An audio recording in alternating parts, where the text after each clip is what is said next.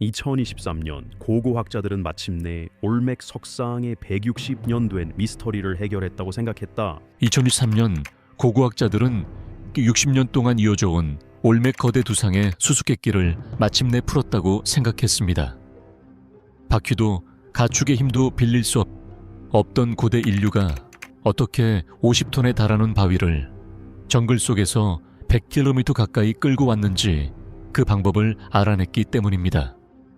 수수께끼는 풀렸고 사건은 그렇게 종결되는 듯 했습니다. 앤 사이퍼스 박사가 3D 스캔 데이터를 분석하기 전까지는 말입니다. 겉으로 드러난 얼굴 아래에서 그녀는 더 오래된 얼굴을 발견했습니다. 도구 자국 아래 숨겨진 또 다른 흔적들. 표정 전체가 다시 조각되고 형태가 바뀌고 그 위에 더 씌워져 있었습니다. 어쩌면 올맥 문명은 이 두상을 직접 만든 것이 아닐지도 모릅니다. 그저 이름조차 붙일 수 없을 만큼 아득히 먼 고대 문명이 남긴 유적을 화산암을 깎아 거대한 초상화를 새길 정도의 기술력을 갖췄지만 도시나 도구, 심지어 유골 하나 남기지 않고 사라져버린 정체불명의 문명, 흩어진 17개의 석상만이 그들이 존재했다는 유일한 증거입니다. 그리고 이 침묵하는 유적에 올맥인들이 그 후에 가한 행위는 더욱 충격적입니다. 불가능한 유물, 멕시코 남부의 울창한 정글 속 17개의 거대한 석조 두상이 눈 한 번 깜빡이지 않은 채 고요히 자리를 지키고 있습니다. 잊힌 세계에서 온 파수꾼들처럼 말이죠. 기원전 500년에서 400년 사이에 조각된 이 유물들은 무게가 적게는 6톤에서 많게는 50톤에 달하며 높이는 3-4m에 이릅니다. 이것은 단순히 추상적이거나 상징적인 형태가 아닙니다. 넓은 코와 두툼한 입술, 아몬드 모양의 눈, 그리고 정교하게 묘사된 머리 장식까지 누가 보더라도 명백한 초상화입니다. 각 석상의 얼굴은 제각기 다른 모습을 하고 있으며 특정 인물의 특징을 소름 끼칠 정도로 정확하게 영원 속에 박제해 두었습니다. 이 두상들을 만든 주인공은 중앙아메리카에서 가장 오래된 주요 문명인 올맥으로 알려져 있습니다. 마야 문명보다는 수백 년, 아즈텍 문명보다는 수천 년이나 앞선 시기였죠. 이 거대 두상들이 조각될 당시 트로이 전쟁은 일어나지도 않았고 로마는 그저 이름 없는 언덕들이 모여있는 곳에 불과했습니다. 그런데 베라크루스와 타바스코의 이 축축한 저지대에서 누군가는 화산암을 깎아 초상화 수준의 정교한 조각품을 만들어내고 있었습니다. 두상들은 올맥의 심장부였던 4곳의 유적지에서 발견되었습니다. 살로렌조에서 10개, 라벤타에서 4개, 트레스 사포테스에서 2개, 그리고 라코바타에서 1개가 그 모습을 드러냈습니다. 산 로렌소에서 발견된 가장 거대한 유물인 모뉴먼트 얄른 다자란 혹등고래 한 마리의 무게와 맞먹습니다. 하지만 여기에는 한 가지 함정이 있습니다. 이 거대 석상을 만드는 데 쓰인 현무암은 그 지역에서 나는 돌이 아니라는 점입니다. 이 돌들의 고향은 60마일, 약 100km이나 떨어진 투스틀라 산맥입니다. 들과 늪지대, 그리고 강을 가로질러 온 것입니다. 바로 여기서 첫 번째 불가능이 시작됩니다. 운송의 난제. 지화학 테스트 결과는 확실했습니다. 모든 올맥 두상은 60마일 밖 투스틀라 산맥에서 채굴된 현무암으로 만들어졌습니다. 즉, 이 거대한 조각상들은 현장에서 깎은 게 아니라 지구상에서 가장 척박한 지형을 뚫고 옮겨졌다는 뜻입니다. 바퀴도 말도 없었습니다. 오직 밧줄과 통나무 그리고 인간의 노동력뿐이었습니다. 과거 연구자들은 80명의 인원이 10톤 무게의 복제품을 짧은 거리나마 끌고 갈 수 있다는 사실을 증명해 보였습니다. 하지만 그것은 가장 가벼운 축에 속하는 크기였습니다. 가장 무거운 두상은 그보다 5배나 더 무겁습니다. 규모가 커진다는 것은 단순히 인력이 더 필요하다는 뜻, 그 이상입니다. 완벽한 협동이 필수적입니다.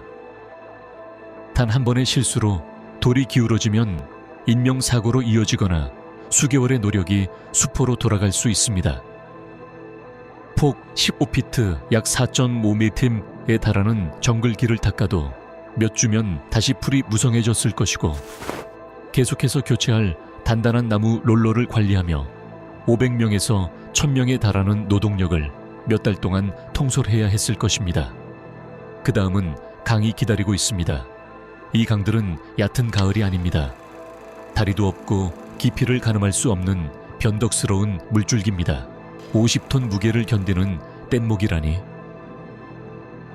이는 시대를 1000년이나 앞선 조선 기술과 구조적 지식, 그리고 정교한 부력 제어 능력이 필요했다는 의미입니다. 단 한 번의 잘못된 물살에도 유물 전체를 영영 잃게 될 것입니다. 그렇다면 무엇이 더 가능성 있는 이야기일까요? 로마가 탄생하기 수세기 전부터 올맥 문명이 국가 수준의 공학 기술과 물류 시스템을 갖추고 있었던 것일까요? 아니면 그보다 더 앞선 누군가가 이 두상을 만들었고 올맥인들은 그것을 물려받은 것뿐일까요? 모든 것을 뒤바꾼 스캔 결과 사이퍼스 박사는 그래서 30년이라는 세월을 보내며 석상 파편들을 정교하게 발굴하고 학계의 끊임없는 의구심 속에서도 자신의 해석을 지켜왔습니다.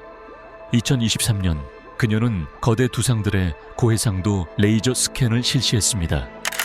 도구 자국이나 조각 패턴처럼 육안으로는 놓치기 쉬운 세부 정보를 확인하려는 일상적인 작업이었지만 스캔 결과는 예상과 전혀 달랐습니다.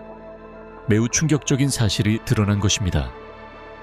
겉으로 드러난 표면 아래 더 오래된 조각층이 숨어 있었습니다.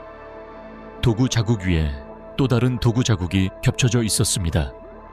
이목구비는 재구성되었고 코의 형태는 바뀌었으며 입 모양은 다시 깎여 있었습니다. 표정 전체가 뒤바뀐 셈입니다. 투구 역시 매끄럽게 다듬어진 뒤 새로운 문양으로 다시 조각되었습니다. 이것은 단순한 보수 작업이나 자연적인 풍화가 아니었습니다. 명백하고도 의도적인 개조였습니다. 안쪽의 표면은 더욱 기묘한 이야기를 들려주었습니다. 바깥쪽 층과는 확연히 다른 풍화 흔적을 보인 것입니다. 원래의 조각이 훨씬 더 오랜 세월을 견뎌냈음을 의미했습니다. 즉, 올맥 문명보다도 훨씬, 어쩌면 아주 까마득히 오래전에 이미 존재했을 가능성이 제기되었습니다. 쉽게 말해 올맥 사람들이 이 두상을 처음부터 만든 게 아닐 수도 있다는 뜻입니다. 그들은 이미 조각된 채로 발견된 고대의 유물을 찾아낸 것일지 모릅니다. 원래 제작자들이 어떤 의미를 담았든 상관없이 말입니다. 올맥인들은 그저 그것을 다시 깎고 다듬어 자신들의 소유로 선포했을 뿐입니다. 도구 자국 분석은 미스터리를 더욱 증폭시켰습니다. 일부 구간에서는 예상대로 석기 망치로 내리친 거친 흔적이 발견되었습니다. 하지만 다른 곳에서는 정교하고 세밀한 홈이 나타났습니다. 마치 연마제를 사용해 아주 정밀하게 자르거나 갈아낸 듯한 흔적이었습니다. 당시 그 지역에 존재했던 석기시대 기술로는 도저히 설명할 수 없는 흔적입니다. 현무암의 경도는 모수 굳기계 기준 6단계에 해당하며 이는 웬만한 강철보다도 단단한 수준입니다. 이런 암석을 그토록 매끄럽게 조각하려면 현무암보다 훨씬 더 단단한 도구가 반드시 필요합니다. 통상적인 설명은 옥도구와 오랜 시간의 노동이 투입되었다는 것입니다. 하지만 이 두상들의 정교함은 그 이상의 고차원적인 기술이 있었음을 시사합니다. 만약 올맥인들이 기존의 조각상을 수정하기만 한 것이라면 진짜 의문은 그것을 어떻게 옮겼느냐가 아니라 누가 처음 만들었느냐는 것입니다. 설명조차 불가능한 정교함. 가까이서 들여다보면 올맥 두상의 디테일은 더욱 경이롭습니다. 이것은 결코 투박한 조형물이 아닙니다. 눈꺼풀은 섬세하게 깎여 있으며 눈동자의 미묘한 변화까지 담아냈습니다. 콧구멍은 해부학적 깊이를 보여주고 입술은 유기적인 질감이 느껴지는 곡선으로 생생하게 표현되었습니다. 귀의 구조 또한 정확하며 일부 두상에는 귀걸이와 장식까지 정교하게 조각되어 있습니다. 머리 장식은 천이나 가죽 혹은 깃털로 만든 헬멧과 흡사하며 때로는 턱끈의 형태가 제례나 군사적인 역할을 암시하기도 합니다. 이 정도의 사실주의는 놀라운 사실을 시사합니다. 조각가들이 단순히 상징적인 얼굴을 만든 것이 아니라 실제 살아있는 인물을 보고 그 특징을 그대로 옮겨 담았다는 것입니다. 이것은 추상적인 신의 모습이 아닙니다. 바로 초상화인 셈이죠. 그리고 여기에 소름 끼치는 부분이 있습니다. 오늘날의 석공들이 현무암을 이 정도로 다루려면 다이아몬드 공구와 공합 해머를 사용해야 합니다. 현대 기술로도 온전히 재현하기 어려운 방식을 동원한다 하더라도 오직 석기와 노동력만으로 이 거대 유물을 복제하려면 조각상 하나당 수천 시간이 걸릴 것입니다. 설령 그렇게 한다 해도 그 정교함을 따라잡기는 쉽지 않습니다. 현무암은 결코 다루기 쉬운 재료가 아닙니다. 어떤 강철보다도 단단하죠. 그럼에도 조각의 일부 구간에서 보이는 정밀한 홈과 매끄러운 표면은 우리가 아는 고대 도구의 한계를 비웃는 듯합니다. 만약 옥으로 만든 정을 사용했다면 얼굴 하나를 만드는 데만 수년이 걸렸을 것입니다. 하지만 이런 유물은 무려 17개나 존재합니다. 결국 올메긴들이 역사 속으로 사라진 자신들만의 조각 기법을 가졌거나 혹은 이 기술 또한 누군가로부터 물려받았다는 뜻이 됩니다. 이 미스터리는 단순한 노동력이나 운반의 문제를 넘어섭니다. 그것은 기원전 1900년이라는 시대에 도저히 존재할 수 없었던 기술과 안목, 그리고 지식에 관한 이야기입니다. 의례적인 파괴, 올메긴이 이 두 상을 처음부터 직접 조각하지 않았더라도 처음에는 분명 이를 소중히 여겼을 것입니다. 하지만 무언가 달라졌습니다. 살로렌소 유적에서 고고학자들은 고의적으로 훼손된 두상 여러 점을 발견했습니다. 코는 산산조각 났고 눈은 깊게 파였으며 입술은 형체를 알아볼 수 없이 뭉개져 있었습니다. 이는 결코 우연한 사고가 아니었습니다. 아주 정교하고 치밀하며 폭력적인 의도가 담긴 표적 파괴였습니다. 하지만 파괴는 거기서 끝이 아니었습니다.